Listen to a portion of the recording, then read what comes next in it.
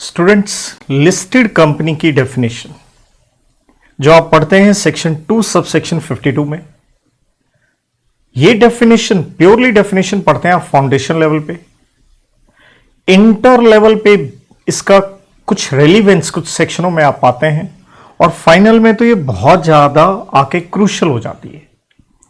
इस डेफिनेशन में कुछ चेंजेस आए हैं, कुछ इंसर्शन हुई हैं, तो उसके ऊपर मैं बताने जा रहा हूं। मैं लॉजिक भी बताऊंगा और आपको पेपर के लिए जितना याद करना है उसका मैं हैंड रिटन में आपको ये लिख के दे रहा हूं, आप मेरे साथ लिख सकते हैं। लिस्टेड कंपनी की डेफिनेशन में मींस मतलब क्या है उसका बड़ा क्लियरली आपने पहले भी बता रखा था, उसमें कोई चेंज नहीं है। तो जिसमें ये लिखा था अ कंपनी, कोई भी कंपनी जिसकी विच हैज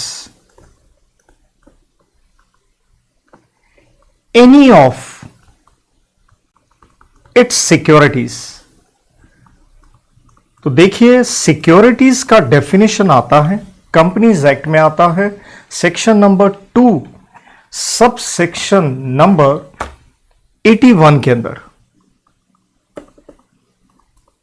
तो लिखा क्या था मीनिंग में, कहता कोई भी कंपनी जिसकी कोई भी सिक्योरिटी, तो डैट मीन्स इक्विटी शेयर हो, प्रेफरेंस शेयर हो, डिबेंचर्स हो या कोई भी और इंस्ट्रूमेंट्स हो, डेरिवेटिव वगैरह, कहता कोई भी जिसकी सिक्योरिटीज क्या हैं, लिस्टेड है। कहां लिस्टेड है? On any, RSE stands for recognised stock exchange, कोई भी NSE हो, BSE हो या कोई भी और स्टॉक एक्सचेंज के ऊपर हो, कहता आप लिस्टेड हो। तो समस्या क्या थी? एनी। अब प्रॉब्लम क्या हो जाती है? प्रॉब्लम ये हो जाती है कि आप सेक्शन नंबर, देखिए मींस के अंदर और कुछ नहीं है, आप सेक्शन नंबर 24 में पढ़ते हैं मेथड्स ऑफ फंडिंग कि कंपनी पैसा कहां से उठा सकती है। तो जिसमें से सबसे बड़ी चीज आप पढ़ते हैं कि पब्लिक से पैसा उठाने की पावर सिर्फ किसके पास है? पब्लिक कंपनी के पास है, चाहे वो IPO हो, FPO हो, OFS हो, offer for sale of securities हो। तो नॉर्मली हम ये सोचते हैं कि जब पब्लिक कंपनी पब्लिक से पैसा उठाती है और इक्विटी शेयर से उठाती है, तो हम ये सोचते हैं कि तभी आपको क्या करवानी पड़ती है? लिस्टिंग। क्योंकि सेक्शन नंबर 40 के अंदर बड़ा क्लियरली लिखा है कि अगर आप पब्लिक से पैसा उठा रहे हो, आपको लिस्टिंग के लिए एप्लीकेशन किसी ना किसी स्टॉक एक्सचेंज में देनी ही पड़ेगी। तो हम ये सोच लेते हैं बाय डिफॉल्ट कि सिर्फ लिस्टेड कंपनियां कौन होती हैं? सिर्फ पब्लिक कंपनियां ही होती हैं। यहां एक गड़बड़ आ जाती है क्योंकि बहुत सारी प्राइवेट कंपनी को भी लिस्टिंग करवानी पड़ती है। माना प्राइवेट कंपनी, ये क्लियर है, प्राइवेट कंपनी आप पढ़ के आते हैं सेक्शन नंबर 2 सब सेक्शन 68 के अंदर डेफिनेशन है, no doubt read with section number 24। Private company public से पैसा नहीं उठा सकती है। वो अब नॉर्मली पैसा कहां से उठाएगी? जिसे हम क्या कहते हैं? Private placement. और प्राइवेट प्लेसमेंट से देखिए पैसा कौन ले सकता है? सिर्फ प्राइवेट कंपनी ही नहीं, पब्लिक कंपनी ले सकती है, जिसके ऊपर हम पढ़ते हैं सेक्शन नंबर 42 के अंदर, राइट। तो प्राइवेट प्लेसमेंट से अगर आपने पैसा उठाया है तो भैया लिस्टिंग क्यों करवानी है ऐसे प्राइवेट कंपनी को?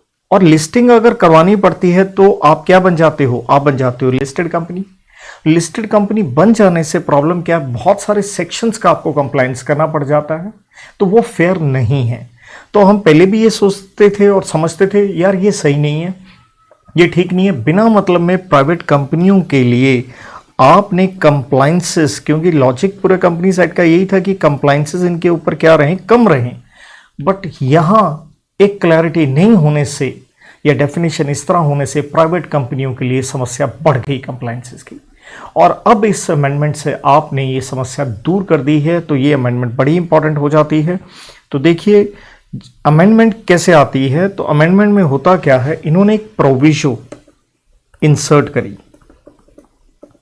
प्रोविजो आप सारे जानते हो, या तो क्रिएट करती है एक्सेप्शन या पुट करती है कंडीशन। तो ऑब्वियसली ये प्रोविजो एक्सेप्शन के नेचर में है बेटा, और ये प्रोविजो इंसर्ट करी, किसने इंसर्ट करी? ये प्रोविजो इंसर्ट करी अमेंडमेंट एक्ट 2020 ने, जो कि आया कब, 28 सितंबर 2020 को आया। लेकिन प्रॉब्लम क्या हुई, इस अमेंडमेंट एक्ट में जितनी अमेंडमेंट्स आई अलग अलग डेट्स पे उनके सेक्शन की नोटिफिकेशन आती रही। तो ये प्रोविजो जाकर के नोटिफाई होती है 22 जनवरी 2021 में। और इस प्रोविजो में भी आंसर आपने अधूरा छोड़ दिया। पूरा कैसे होगा इसके ऊपर हम आएंगे। तो पहली बात प्रोविजो को देखिए, प्रोविजो आपने क्या इंसर्ट करी। तो यहां कहा गया सच क्लास ऑफ कंपनीज, मतलब कुछ कंपनी स्पेसिफाई की जाएंगी।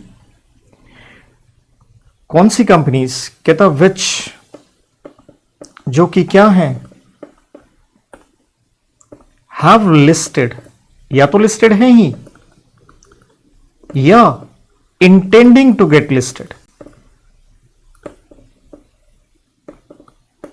या तो लिस्टेड है या लिस्ट होने जा रही हैं, मतलब एप्लीकेशन दी है रेकू ने स्टॉक एक्सचेंज को। सच क्लास ऑफ सिक्योरिटीज कि आप लिस्ट करवा रहे हैं कुछ स्पेसिफाइड सिक्योरिटीज, कौन सी, एज मे बी प्रिस्क्राइब्ड। तो देखिए समस्या आ गई, क्योंकि आपने क्लियरली नहीं बताया कौन सी सिक्योरिटीज को लिस्ट करवाने के बाद हम आपको लिस्टेड कंपनी नहीं मानेंगे। बस ये बता दिया एज मे बी प्रिस्क्राइब्ड, जो कि प्रिस्क्राइब नेचुरल है, सीजी करेगा किससे पूछ के, इन कंसल्टेशन।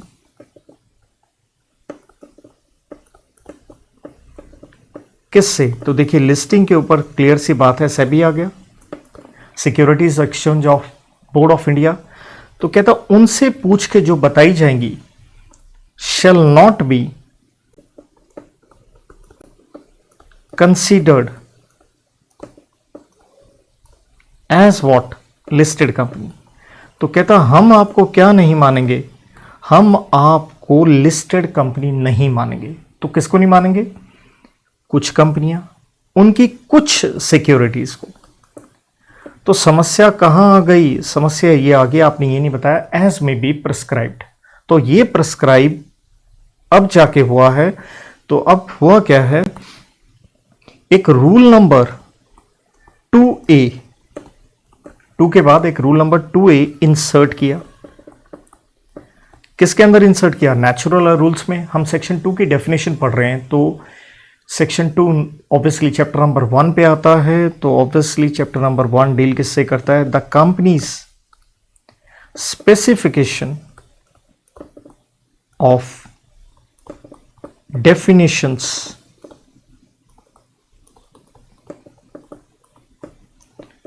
details rules 2014। तो यहां पे रूल नंबर 2A इंसर्ट किया गया, किसके द्वारा, नेचुरल है, मिनिस्ट्री ऑफ कॉर्पोरेट अफेयर्स के द्वारा। और ये नोटिफिकेशन आती है 19 Feb 2021 को।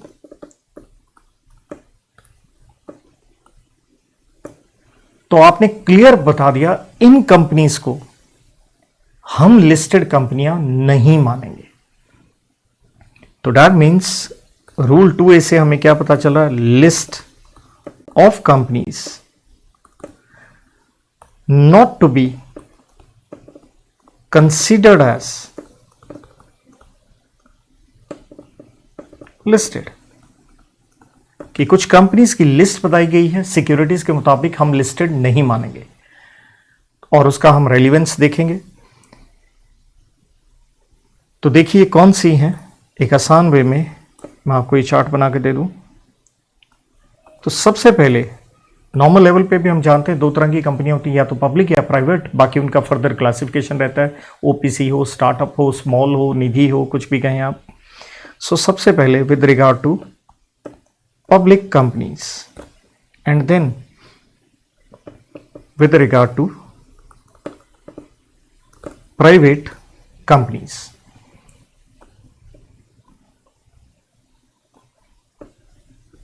तो क्वेश्चन जहन में ही आता है, क्या प्राइवेट कंपनी को लिस्टिंग करवानी पड़ती है?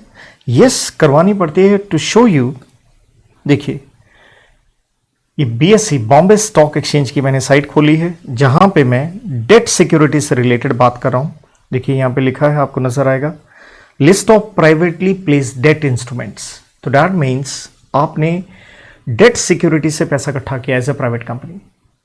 तो सेबी रेगुलेशंस ऐसी हैं कि आपको उन डेट सिक्योरिटी से जो पैसा आपने इकट्ठा किया आपको लिस्टिंग करवानी ही पड़ेगी। तो उस वजह से बिना मतलब में प्राइवेट कंपनियों के ऊपर ये कंप्लायंसेस लग रहे थे, जो कि कोई सेंस नहीं बनती है। तो यहाँ पे जैसे आप लिस्ट देखें, पहले दो नाम ही आप देख रहे हैं, अबैंस फाइनेंस प्राइवेट लिमिटेड देखिए लिस्टेड है, अबैंस फाइनेंस प्राइवेट लिमिटेड, फिर ये लिमिटेड कंपनियों के नाम देख रहे हैं, फिर देख रहे हैं आप अचीवर्स इंडिया प्राइवेट लिमिटेड। तो बहुत सारी प्राइवेट कंपनियों को लिस्टिंग करवानी पड़ती है। और साथ में देखिए जब आप ये एसीबी नाम देख रहे हैं, तो ये पब्लिक कंपनी है, लेकिन सिक्योरिटीज कौन सी हैं? डेट हैं। और कौन सी सिक्योरिटीज हैं? बड़ा पॉइंट क्या, प्राइवेटली प्लेस्ड। तो दैट मीन्स आम जनता से आपने पैसे नहीं इकट्ठे किए, फिर लिस्टिंग क्यों करवानी पड़ती है भैया सभी रेगुलेशन के हिसाब से। तो इसलिए इनको ये बड़ा रिलीफ मिल जाएगा। तो रिलीफ किस तरह से मिल जाएगा? देखिए जब आप इंटर में पढ़ते हैं तो सेक्शन नंबर देखिए आप 138 पढ़ते हैं इंटरनल ऑडिट पे, तो आप कहते हैं लिस्टेड कंपनियों पे लगेगा। देन आप ऑडिटर का जो रोटेशन या टेन्योर देखते हैं 139 में, तो कहते हैं आप लिस्टेड पे लगेगा। तो कुछ प्राइवेट कंपनी उस वजह से उसमें अटक रही थी। या आप स्टेट में देखिए सीए फाइनल में अगर हम बात करें तो जो हमारे सेक्शन बनते हैं सीधे सीधे 139 में आप वुमेन डायरेक्टर पढ़ के आते हैं कि लिस्टेड कंपनी पे, तो वो भी एक कंप्लायंस में आप अटके पड़े थे। या 151 में small share holder director, 203 whole time KMP के अंदर आता है लिस्टेड कंपनी। 245 में जब आप क्लास सूट फाइल करते हैं तब भी आता है word public company, listed company. तो हर जगह लिस्टेड में ये प्राइवेट वाले भी अटक रहे हैं। और कुछ और थोड़ा टेक्निकल वे में कहें तो देखिए सेक्शन नंबर 149 4 के अंदर आप पढ़ते हैं इंडिपेंडेंट डायरेक्टर के ऊपर। 177 178 that is audit committee, nomination remuneration committee कहें या स्टेक होल्डर रिलेशनशिप कमेटी कहें, नो डाउट इनके अंदर वर्ड आता है लिस्टेड पब्लिक कंपनी। तो पब्लिक वर्ड जरूर आ गया लेकिन लिस्टेड लिखा है, लेकिन पब्लिक कंपनी तो हो सकता है लिस्ट हो गई due to what, private placement भी। तो क्या उनके ऊपर ये कंप्लायंसेस लगने चाहिए? So this is a big big relief.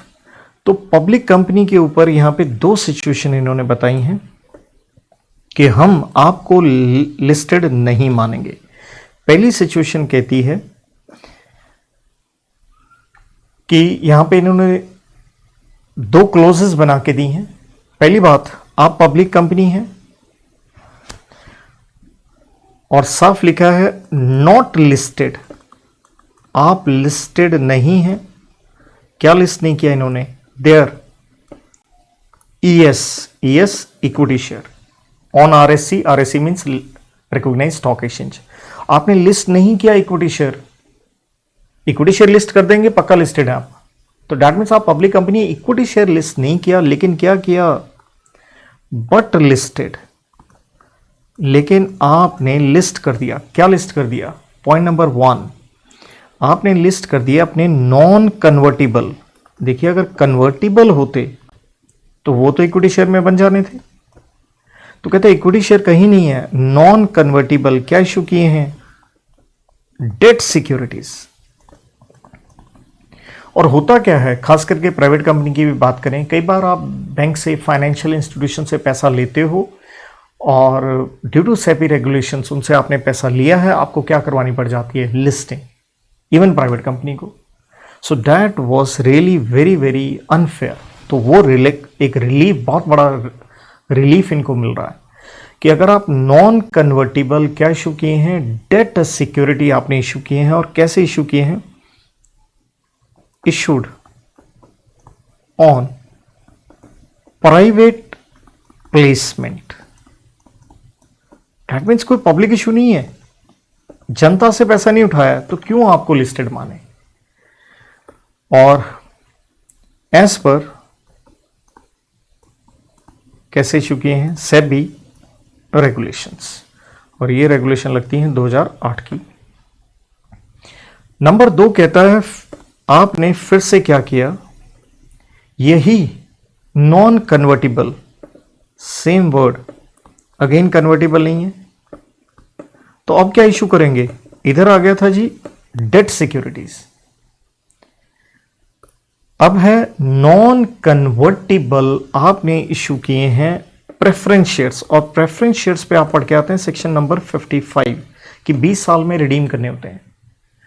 तो इक्विटी शेयर में तो कन्वर्ट नहीं हो रहे, आपने प्रेफरेंस शेयर इशू किए हैं, अगेन कैसे इशू किए हैं, same answer, on private placement basis पे ही आपने इसे इशू किए हैं।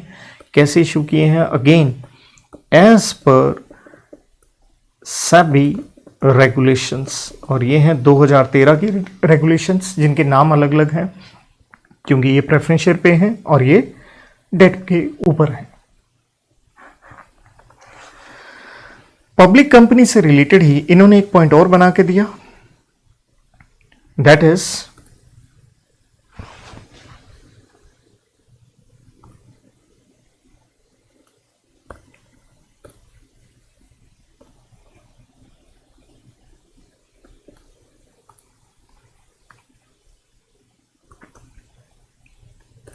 कि आप पब्लिक कंपनी हो लेकिन भारत में लिस्टेड नहीं हो। अगेन सेम है, आपने नहीं लिस्ट किए, not listed their equity share, आपने अपने इक्विटी शेयर लिस्ट नहीं किए हैं, बट समस्या क्या होगी, बट हुज, लेकिन उसके इक्विटी शेयर हिंदुस्तान के बाहर लिस्टेड हैं, whose equity shares are listed on stock exchange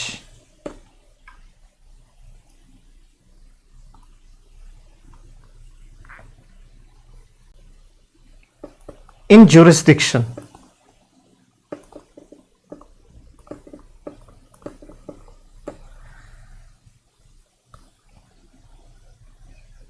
of foreign countries which are permitted.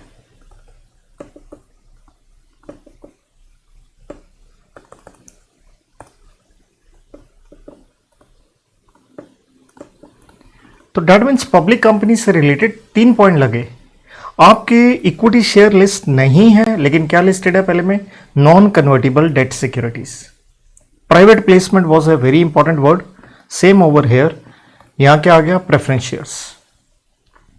तीसरा क्या है, आपके इक्विटी शेयर लिस्टेड भारत में नहीं है लेकिन कहां लिस्टेड है, हिंदुस्तान के बाहर लिस्टेड है, तब भी हम आपको लिस्टेड कंपनी इंडिया में नहीं मानेंगे और बहुत सारे सेक्शन से आपको यहां पे रिलीफ मिल जाएगा। Then going to the second part, अगर आप हैं प्राइवेट कंपनी, तो जैसे मैंने बॉम्बे स्टॉक एक्सचेंज की साइट पे आपको दिखाया कि हाँ इवन प्राइवेट कंपनी को अपनी debt securities privately place list करवानी पड़ती हैं, तो ये रिलीफ है उनके लिए। तो क्या किया प्राइवेट कंपनी ने, हु हैव लिस्टेड, तो डेफिनेटली लिस्टेड है लेकिन क्या लिस्टेड है, नॉन कन्वर्टिबल, नॉन कन्वर्टिबल, अगला वर्ड सेम वही जो हमने पब्लिक में लिखा था, डेट सिक्योरिटीज, अगेन किसके ऊपर, on private placement basis, again कैसे, एज पर सेबी रेगुलेशंस, ये 2008 की हैं डीलिंग विद डेट सिक्योरिटीज। तो ये बहुत जबरदस्त अमेंडमेंट है। तो ये चार्ट मैंने आपके सामने देखिए लिख के दे दिया है, आप चाहें तो इसकी फोटो भी क्लिक कर सकते हैं। तो आपको एग्जाम के लिए एग्जैक्टली ये स्टफ पक्का पता होना चाहिए। अब एग्जैक्टली जो नोटिफिकेशन है मैं आपको शो भी कर देता हूं।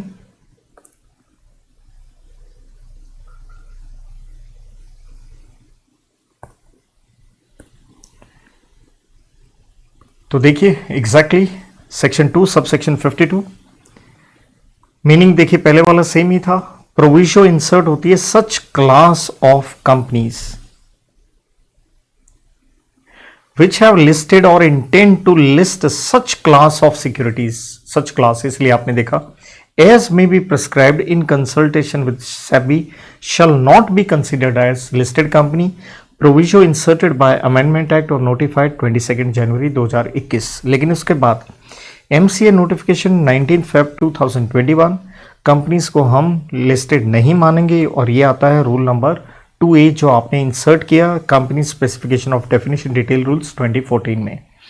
और यह 3 पॉइंट है, देखिए A, B and C। A जो है वो किसके ऊपर आपको दिख रहा है?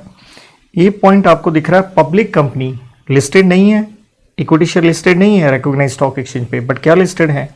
Non convertible debt securities private placement basis पे in terms of SEBI issue and listing of debt securities regulation 2008। Same यही पॉइंट है, बस चेंज हो गया वर्ड प्रेफरेंस शेयर, एग्जैक्टली बाकी सब कुछ सेम है। और सेबी रेगुलेशन का नाम यहाँ क्या गया? Issue and listing of non convertible redeemable preference share regulations 2013। और अगले पॉइंट में उसने क्या लिख दिया? बोथ कैटेगरीज ऑफ 1 एंड 2, तो दोनों को कह लीजिए। और पब्लिक कंपनी के ऊपर देखिए सी पॉइंट, जिसने लिस्ट नहीं किए हैं equity shares on RSC but equity share are listed on a stock exchange in a jurisdiction as specified, मैंने ये हैंड रिटन में ऐसे नहीं लिखवाया आपको, as specified under subsection 3 of section 23। तो सेक्शन 23 का सबसेक्शन 3 क्या कहता है? Such class of public companies may issue such class of securities. तो सच क्लास तो हमने बात कर ली, कौन सी securities? For the purpose of listing on permitted stock exchange in permissible foreign jurisdiction or such other jurisdiction as may be prescribed। तो मोटा मोटा ये निकला, भारत के बाहर आप क्या हैं? लिस्टेड है। और प्राइवेट कंपनी से रिलेटेड देखिए जो कि लिस्टेड है, लेकिन क्या लिस्टेड है? नॉन कन्वर्टिबल डेट सिक्योरिटीज, वही प्राइवेट प्लेसमेंट बेसिस पे एज पर what SEBI regulations. Thank you.